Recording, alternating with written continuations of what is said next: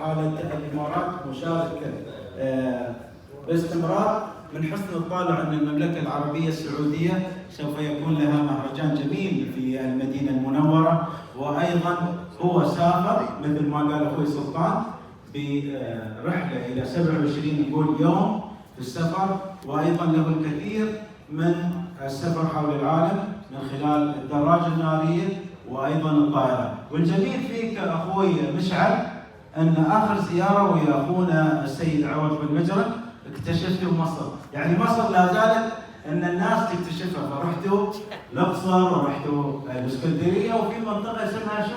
حبشة؟ لا احنا بالنسبة Egypt, it's actually we didn't discover Egypt. يعني Egypt discovers everyone, but what we happened, we were very fortunate to low flying over Egypt.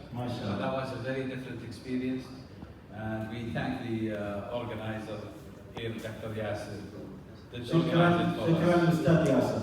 الآن نترككم مع المغامر والرحال من المملكة العربية السعودية. رحبوا وياي السيد مشعل السديري.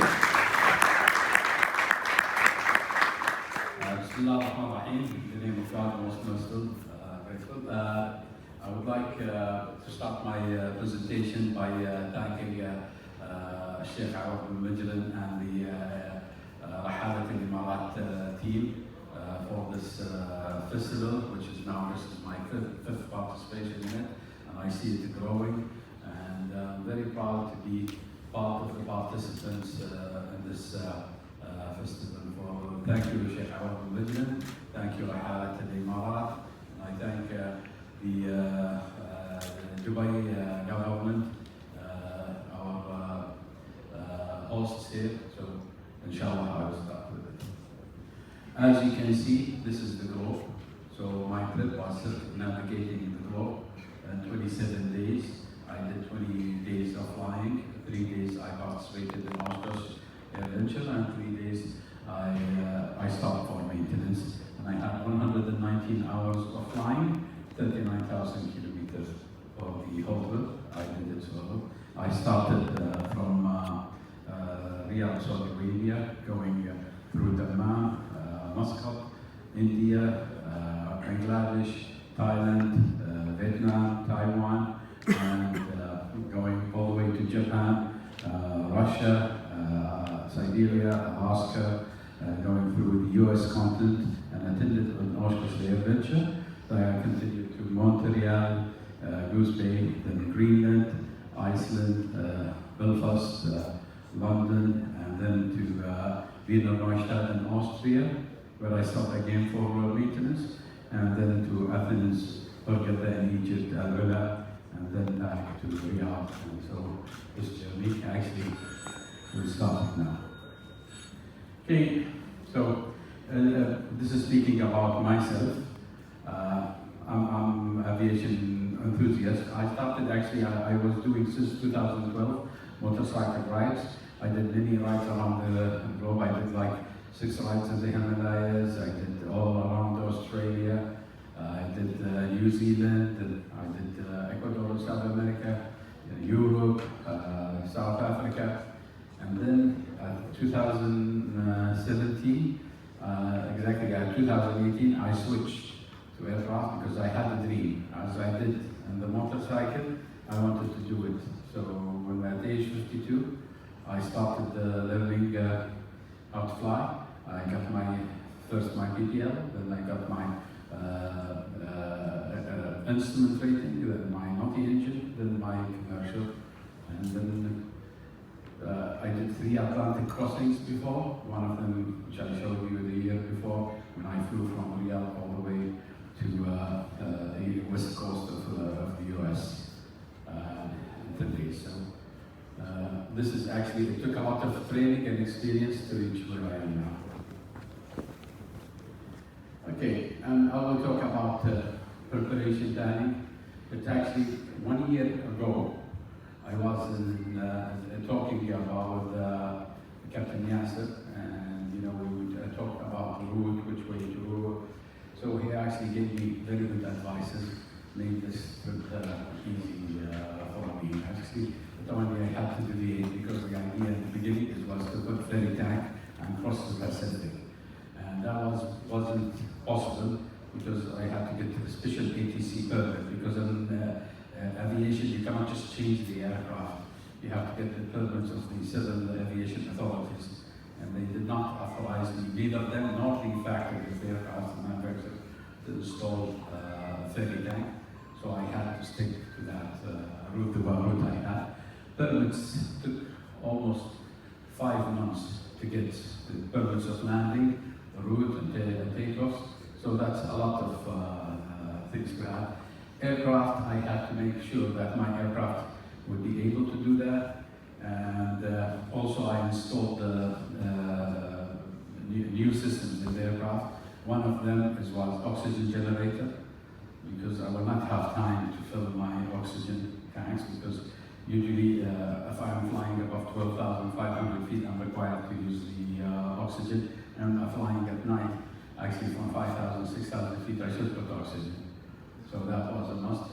The other one is that radio doesn't cover most of some places of my trip, especially over the Pacific Ocean. So I had to have a radium GO system installed, which is actually giving me communication to the ATC through the satellite. And the logistics, I had 3 logistical partners. So the private aviation in Saudi Arabia, Shuttle Aero in the US, and Bank Aviation in Russia.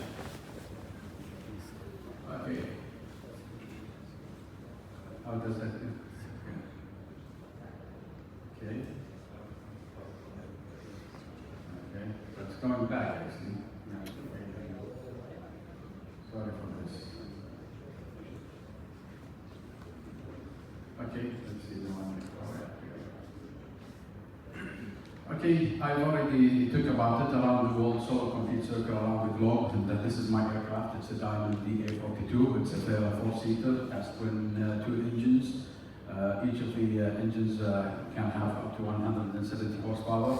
I can reach a speed of 196 knots, which is around 376 kilometers, exceeding around 18,000 feet. Range is around 2,000 kilometers. It can take up to 76 gallons, which is equal to 9 to 90 liters of jet fuel. And I started on the 9th of July 24, and I ended on the 4th of August 24. 26 calendar days, however there is 27 actual days because I crossed the line, the timeline, which I gained 1 day by crossing it, because I was crossing it from east to west, from east, west to east, in easterly direction, Okay, and in Oshkosh, I got featured in their adventure, because I have arrived, participated in the exhibition, was featured as one of the longest flights to the this adventure in the US. One of the most intense moments of my global flight occurred while flying over Riyadh, which is 19,000 feet. I faced icing conditions. Could we make a video on this one? Yeah, here it shows. This is real. And you can see, I can hardly see anything. And this is from inside the cockpit. And this is the engine, and this is I hardly see the wing because of the icing. And I'm actually over Switzerland. Actually, luckily, alhamdulillah, this didn't take more than 20 minutes, and I was out of it, and it didn't have a build-up.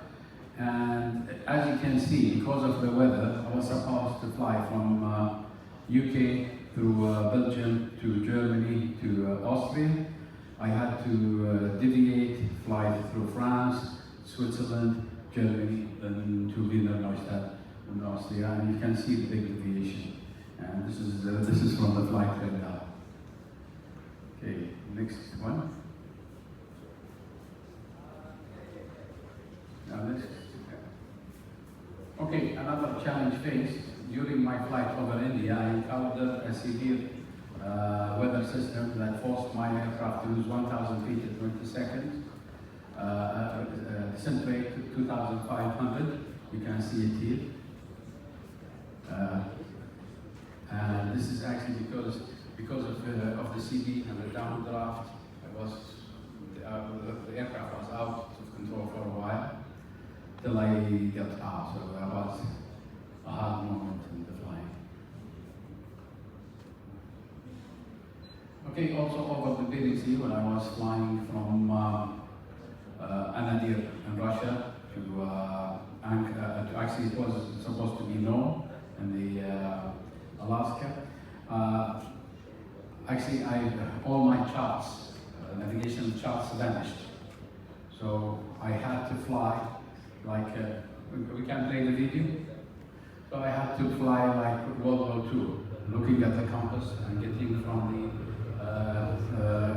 the ATC. I'm using my iPad actually, and I had to deviate. I couldn't land in Nome. I had to have 3 extra hours till I landed in Anchorage in the US, and I had to stop one day to fix all my charts and navigation systems. Okay, the hour and after. After this one?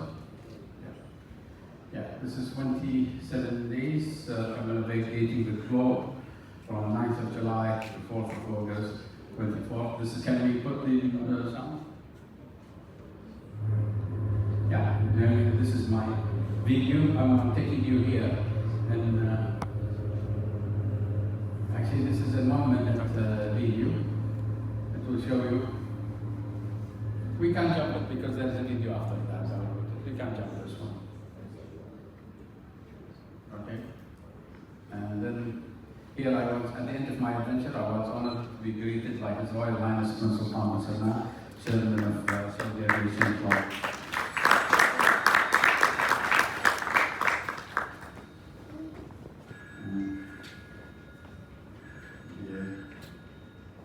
And this is inspiring. My goal is to inspire others to become aviators. I hope this adventure will inspire youth to dream big and pursue their passions. And that's the idea. You know, I also there's, I mean, you cannot say I'm 52, I cannot start something. So I actually started to do for my dream when I'm 52. And now by 58, I became one of 143 people who circumnavigated Earth solo. Since 1933. Okay, that's the shows you the trip. Okay, now the video, can we have it? Second video. Okay.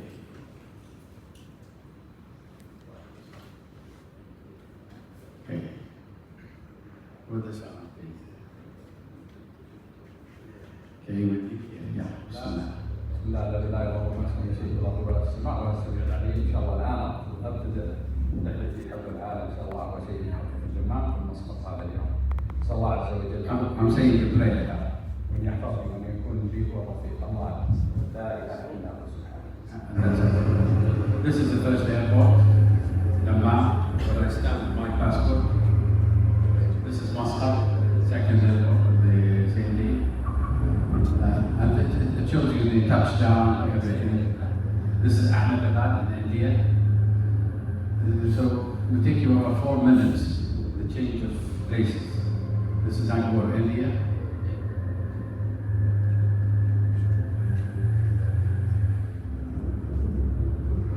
This is Chittagong, Bangladesh. I was greeted by rain. This is Thailand, Pattaya.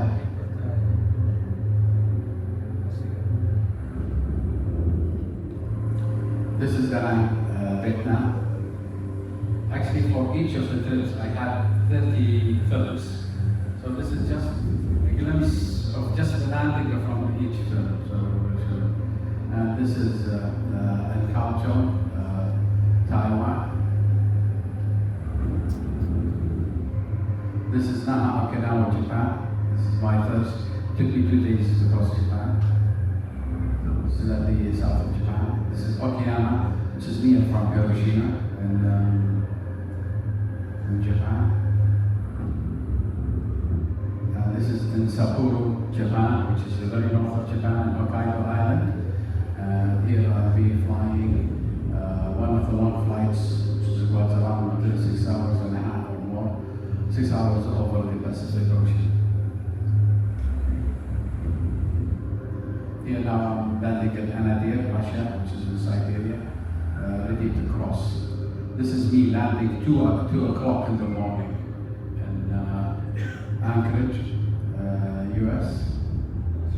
This is Juneau, Alaska. And you can see it's a very beautiful place.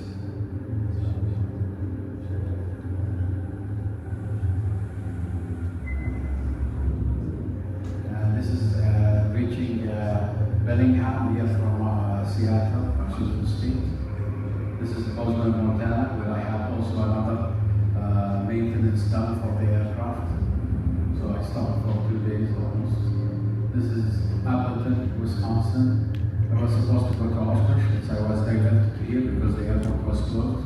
So early morning, I flew from Appleton to Oshkosh. It took me half an hour, and I landed at the biggest air show in the world. It's called Oshkosh. And you can see how many aircraft.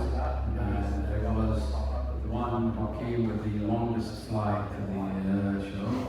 And I was pleased to represent my country.